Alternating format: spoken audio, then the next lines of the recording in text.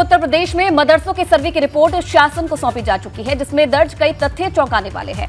Report के मुताबिक सीमावर्ती क्षेत्रों में 1500 मदरसे ऐसे हैं जो कि गैर मान्यता प्राप्त हैं। साथ ही साथ इनकी आय का स्रोत भी संदिग्ध है।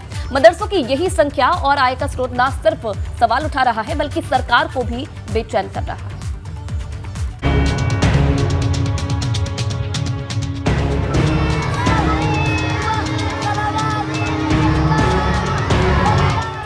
मदरसों का सर्वे पूरा, अब एक्शन की बारी।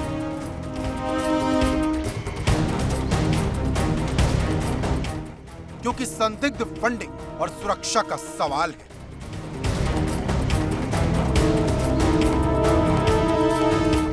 अनगिनत सवालों के बीच मदरसों का सर्वे पूरा हो चुका है, जिसकी रिपोर्ट अब कई सवाल खड़े कर रही। मदरसों की फंडिंग को लेकर सीमावर्ती क्षेत्रों में फैले गैर मान्यता प्राप्त मदरसों से जुड़ी प्रदेश की सुरक्षा को लेकर। दरअसल उत्तर प्रदेश की नेपाल से सटी सीमा पर ऐसे मदरसों की संख्या सैकड़ों में है जो गैर मान्यता प्राप्त है और उनकी आय का स्रोत ज़कात है, मतलब धार्मिक शिक्षा के लिए दिया गया दान। सवाल है, इस दान का सोर्स क्या है? पहले आंकड़े देखिए।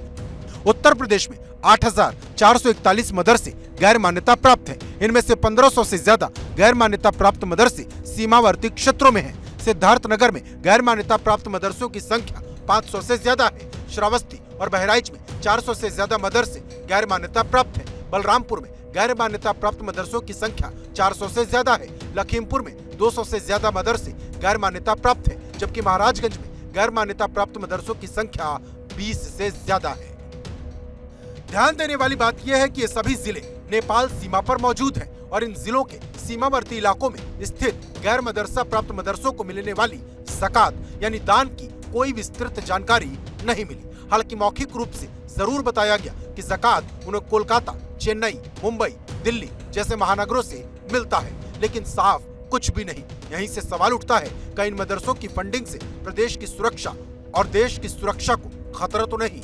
डिप्टी सीएम ब्रजेश पाठक का बयान सुनिए। ये जानकारी में आया है कि जो सीमावर्ती क्षेत्र हैं वहाँ पर असामाजिक और गैर कानूनी गतिविधियों में बढ़ोतरी हुई है मदरसों के माध्यम से। ऐसे सभी मदरसों को चिन्हित किया गया है। हर स्थिति में हम कानून को, राज को मेंटेन करेंगे। गैर कानूनी असामाजिक गतिविधियों को बिल्कुल नहीं चलने देंगे और कड़ी कार्रवाई करेंगे। साफ है कि सरकार की नजर में जिन मदरसों की फंडिंग संदिग्ध है, उन पर कार्रवाई की शक्ल में सरकार कोई कदम उठा सकती है। भाजपा के अल्पसंख्यक मोर्चा के प्रदेश अध्यक्ष कुंवर बासित अली के मुताबिक सुरक्षा से किसी भी कीमत पर समझौता नहीं हो सकता। कि देश की जो सुरक्षा है उसके साथ कोई समझौता किसी कीमत पर हो ही नहीं सकता है। तो अगर ऐसे कोई मदरसा संचालक हैं जो मदरसा चला रहे हैं, उनको अपने आप आकर के सरकार को बता देना चाहिए कि हमारा पैसा कहाँ से आ रहा है। यदि वो नहीं बताएंगे, सरकार जानकारी निकालेगी, तो हो सकता है कि उसमें कुछ ऐसी जानकारी निकले कि वो उनको भी दुख हो, उनको भी आगे तक के लिए कठिनाई का सामना करना पड़े। तो जो ऐसे मदरसों को लोग सपोर्ट कर रहे हैं या ऐसे मदरसों को चला रहे हैं, उनको तत्काल उनको बंद करके और सरकार का समर्थन सपोर्ट करना चाहिए। चिंता की बात यह है कि सीमावर्ती क्षेत्रों में स्थित इन मदरसों को ज़कात के तौर पर दुबई तक से धनराशि मिली है, जिसका सोर्स संदिग्ध है। लिहाजा जो मदरसे कायम हुए हैं वो मदरसे कायम होने पर उनके सवाल नहीं खड़ा किया जा सकता।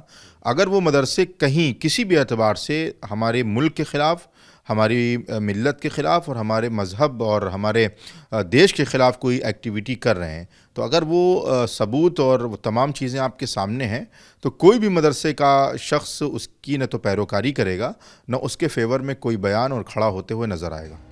मदरसों के सर्वे की रिपोर्ट पर उठ रहे सवाल प्रदेश की सुरक्षा से जुड़े हैं, जो धीरे धीरे उत्तर प्रदेश की सियासत में हलचल पैदा करने वाले हैं। और माना जा रहा कि सरकार अगर किसी कड़े फैसले की ओर कदम बढ़ाती है, तो एक बार फिर उत्तर प्रदेश की सियासत में मदरसा सर्वे को बड़ा मुद्दा बनाया जा सकता है। Bureau report, ABP Ganga.